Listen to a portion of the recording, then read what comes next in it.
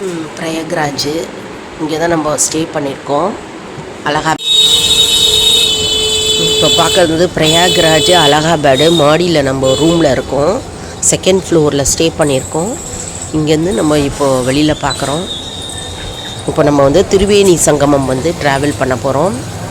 அங்கே போய் ஸ்நானம் பண்ணிவிட்டு தம்பதி பூஜை இருக்கும். அந்த பூஜையை அட்டன் பண்ணுறதுக்கு நம்ம போகிறோம். தம்பதியராக வந்திருக்கவங்க, ஹஸ்பண்ட் அண்ட் ஒய்ஃபாக வந்திருக்கவங்க வேணி பூஜா, தம்பதியர் பூஜா இங்கே பண்ணுவாங்க. ரொம்ப விசேஷம். அது பண்ணிக்கலாம். அது பண்ணதுக்கு அப்புறம் 2 டெம்பிள் இங்கே இருக்குது. பாதாள ஆஞ்சநேயர் ஒரு கோவில் இருக்குது, காஞ்சி காமாட்சி அம்மன் கோவில், சங்கரமடம் இருக்குது. இந்த 2 கோயில் பார்த்துட்டு மறுபடியும் நம்ம ரூமுக்கு வருவோம். रूम को अरे भैया वेट करो भाई अरे भाई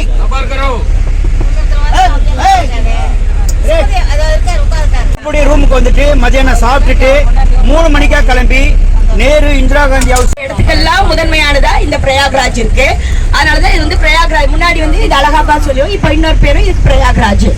அதுக்கப்புறம் பாத்தீங்கன்னா இங்க வந்து நம்ம வந்து வேணிதான் திருவேணி அப்படின்னு சொல்றதா 3 நதிகள், கங்கா, யமுனா, சரஸ்வதி 3 நதிகள் பயணம் திருவேணி சங்கமம்.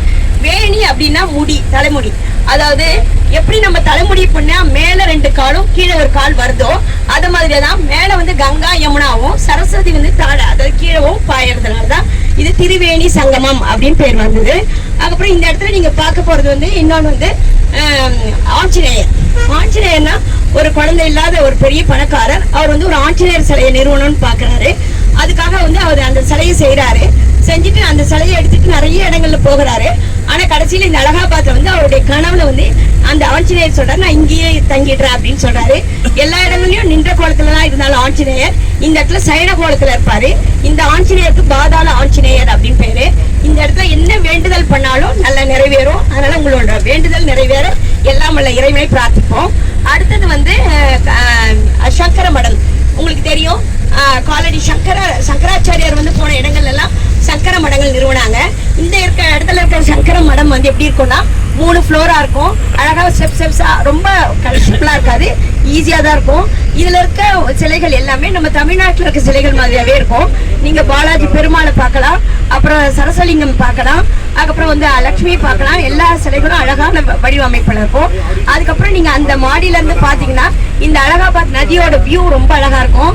ஸோ இங்க எல்லா இடங்கள்லயுமே செல் அலௌடு. நீங்க செல் எடுத்துட்டு போய் போட்டோ எல்லாம் எடுத்துக்கலாம், புரியுதுங்களா? அதுக்கப்புறம் வந்து இந்த 3 தான் நம்ம முக்கியமா பார்ப்போம். லஞ்சுக்கு இங்க வந்துருவோம். அதனாலதான் பிரயாக.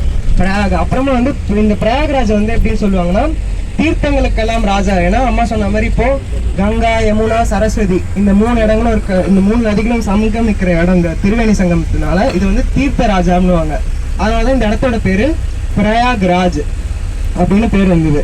அதே மாதிரி வந்து உங்களுக்கு வந்து இங்க வந்து என்ன ஸ்பெஷல் அப்படின்னா, போன வருஷம் நீங்க எல்லாம் நியூஸ் பேப்பர்ல பாத்திருப்பீங்க மகா கும்பமேளா அப்படின்றது. மகா கும்பமேளான்றது வந்து 144 வருஷத்துக்கு ஒரு வாட்டி நடக்கிறது. அதாவது என்னன்னா தேவர்களும் அரக்கர்களும் அந்த பார்க்கடலை வந்து கடந்தப்போ அதுல வந்து 4 இடத்துல வந்து அந்த தீர்த்தங்கள் வந்து விழுந்தது இந்தியால. அதுல வந்து ஒரு தீர்த்தம் வந்து நாசிக் மகாராஷ்டிரால விழுந்தது, அங்க ஒரு திருவேணி இருக்கு. உஜ்ஜைன் மத்திய பிரதேஷ்ல விழுந்தது, அங்க ஒரு திருவேணி இருக்கு. ஹரித்வார்ல வந்து அங்கேயும் விழுந்தது. அதுக்கப்புறமா வந்து இங்க அலகாபாத். இதுல இந்த 4 இடத்துல தான் வந்து இந்தியாவிலே வந்து அந்த பார்க்கடல் கடந்தப்போ அது வந்து விழுந்த இடங்கள். அதுல வந்து இது முதன்மையான இடம்ன்றதுனால வந்து இந்த இடத்துக்கு வந்து ரொம்ப முக்கியமான ஒரு அம்சம் இருக்கு. அதனாலதான் வந்து இந்த இடத்துல திருவேணி சங்கமத்துக்கு அந்த மகா கும்பமேளா வந்து ரொம்ப இம்பார்ட்டன்ட். அப்படின்னா என்னன்னா அந்த மகா கும்பமேளா அப்போ கடவுள்கள், தேவர்கள் எல்லாருமே வந்து அந்த மக்களோட மக்களா வந்து அந்த தீர்த்தத்துல வந்து குளிப்பாங்க அப்படின்ற மாதிரி ஒரு ஐதீகம் இருக்கு. அது வந்து எப்படி வருவாங்க, எந்த மாதிரி உருவத்துல வருவாங்கன்றது யாருக்கும் தெரியாது. ஆனா அந்த 144 வருஷத்துக்கு ஒரு வாட்டி நடக்கிறதும் 12 வருஷத்துக்கு ஒரு வாட்டி நடக்கிற கும்பமேளாலையும் அவங்க வந்து குளிப்பாங்க அப்படின்ற ஒரு ஐதீகம். அதனாலதான் போன வருஷம் பாத்தீங்கன்னா இங்க ஒரு 40 கோடி 50 கோடி பேர் வந்து பிரயாக்ராஜ்ல ஃபுல்லா எல்லா இடத்துலயும் தங்கி, இந்த பிரயாக்ராஜே வந்து வேற மாதிரி இருந்தது. போன வருஷம் நீங்க வந்து பாத்துருந்தீங்கன்னா பயங்கரமா இருந்திருக்கும், விழா கோலமா அந்த மாதிரி இருந்தது. அதனாலதான் வந்து அது ரொம்ப முக்கியமான ஒரு ஈவெண்டா பாக்குறாங்க மகா கும்பமேளா அப்படின்றது. இப்போ வந்து நம்ம வந்து திருவேணி சங்கமத்துல தான் நம்ம எல்லாருமே வந்து போயிட்டு குளிக்க போறோம். அது ரொம்ப அங்க குளிச்சுட்டு வந்தா நம்மளோட பாவங்கள் எல்லாமே போகும் அப்படின்னு வந்து சொல்லியிருக்காங்க. அது ஒரு நம்பிக்கை இருக்கு. அதே மாதிரி படை அனுமான்றது அம்மா சொன்ன அதே கதை தான். அது பக்கத்தில் இருக்கிற ஒரு 20 அடி அந்த அந்த இடத்துல வந்து இப்போ அதனால இன்னுமே அந்த இடம் வந்து ரொம்ப பவர்ஃபுல்லாக இருக்குது.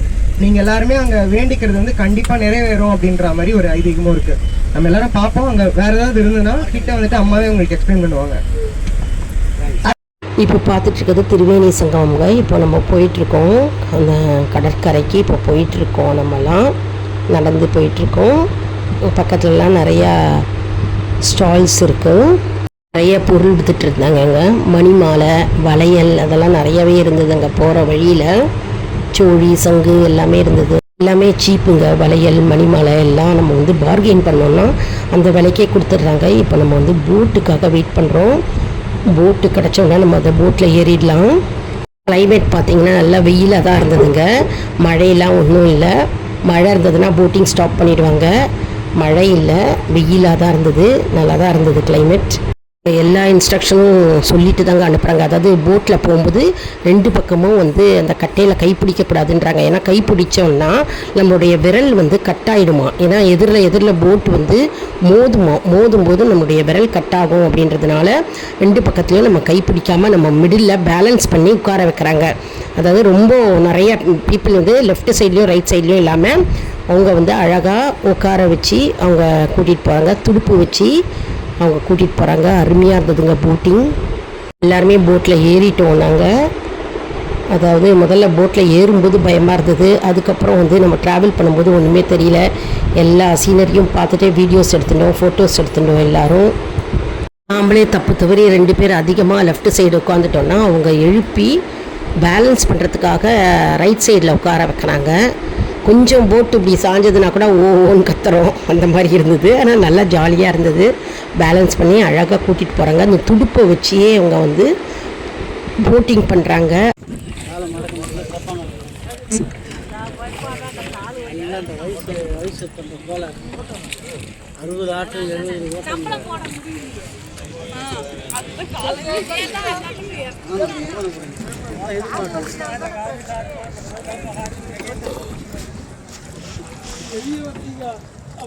पिंटू बात है बोर्ड मान ली क्या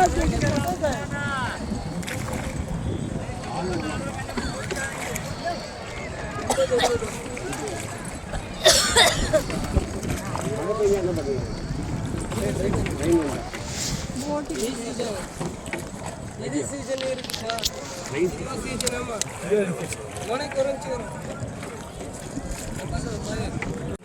இது திரிவேணி சங்கமம் நதி.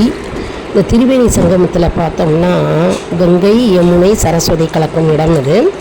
கங்கை வந்து பச்சை கலரில் இருக்குது, யமுனை வந்து மஞ்சள் கலரில், அப்புறம் வந்து சரஸ்வதி கண்ணுக்கே தெரியாது. சரஸ்வதி ரிவர் வந்து பூமிக்கடியில் அப்படியே கண்ணுக்கு தெரியலையாம். அதான் வந்து ஐதீகம் இங்கே. அதனால் 3 இதுவும் நதியும் வந்து சங்கமிக்கும் இடம். அதனால தான் திரிவேணி சங்கமம் அப்படின்ற பேர் வந்திருக்கு இந்த ரிவருக்கு. நம்ம இதில் போட்டில் போயின்ட்டுருக்கோம். போயிட்டு நம்ம வந்து திரிவேணி சங்கமம் அதாவது நதிக்கரையில் வந்து நம்ம அமர்ந்து தம்பதியாக வந்தவங்களுக்கு வந்து தம்பதி பூஜை நடக்குங்க. அதாவது இங்கே வந்து திரிவேணி சங்கமத்தில் வந்து நதியை சாட்சியாக வச்சு கணவனும் மனைவியும் அமர வைக்கிறாங்க. எல்லாரும் அமர்ந்திருந்தோம். அங்கே வந்து மஞ்சள், குங்குமம், அச்சதைனா அரிசி, அப்புறம் வந்து பூக்கள் அதெல்லாம் வந்து தாம்பாளத்தில் வச்சுட்டு கணவன் மனைவிக்கும் மனைவி கணவனுக்கும் வந்து மஞ்சள் குங்குமத்தை வச்சு அச்சதை போட்டு பூக்களால் அவங்க வந்து தூவி வாழ்த்துறாங்க. மற்றும் வந்து கணவனும் மனைவியும் வந்து ஒரு நாளும் சண்டை போட்டுக்கக்கூடாது, மனஸ்தாபம் இருக்கக்கூடாது அப்படின்னு அவங்க மந்திரத்தை வந்து ஒலிக்கிறாங்க, மந்திரத்தை கூறுகிறார்கள். மற்றும் வந்து என்றைக்கும் வந்து கணவனும் மனைவியும் வந்து ஒற்றுமையாக இருக்கணும், மன வேறுபாடுகள் மனக்கசப்புகள் எல்லாம் நீங்கணும். இந்த திரிவேணி சங்கம தாய் சாட்சியாக சத்திய பிரமாணம் வந்து கணவனும் மனைவியும் எடுத்துக்கொள்கிறோம். அதை வந்து நாங்கள் சொல்கிறாங்க எங்களை. இருவரும் வந்து ஒற்றுமையாக இருக்க வேண்டும் அப்படின்னு சொல்கிறாங்க. அதுக்கப்புறம் கணவன்மார்களுடைய கையை வந்து மனைவி தலையில் வைத்து மனைவியை ஆசீர்வாதம் செஞ்சு வாழ்த்து சொல்கிறாங்க. அதாவது கணவன் வாயால் மனைவியை வந்து தீர்க்க சுமங்கலியாக உடல் ஆரோக்கியமாக நீடூடி வாழ்க மற்றும் சந்தோஷமாகவும் நிம்மதியாகவும் இருக்க வேண்டும் என்று கணவனை வந்து மனைவியை வந்து வாழ்த்த சொல்கிறாங்க. அதே மாதிரி மனைவியும் கணவனை வந்து மனதார நம்ம வாழ்த்தணும் அப்படின்னு சொல்கிறாங்க. அதற்கு சமஸ்கிருதத்தில் மந்திரத்தை ஒலிக்கிறார்கள். நாங்கள்லாம் அந்த நதிக்கரையில் வந்து அமர்ந்திருந்தோம். சூரியனை சாட்சியாகவும் நதிக்கரையை சாட்சியாகவும் கைகூப்பி எங்களை வந்து அவர் சொல்கிற மந்திரத்தை வந்து சொல்கிறாங்க.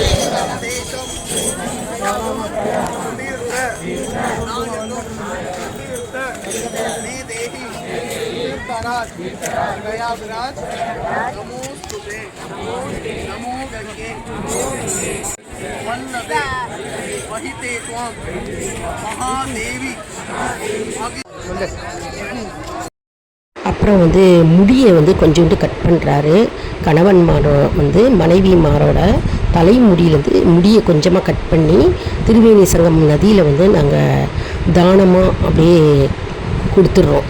முடியை எத்தினோண்டு முடி வந்து கணவனும் மனைவியும் சேர்ந்து தண்ணியில் கரைச்சிடணுமா.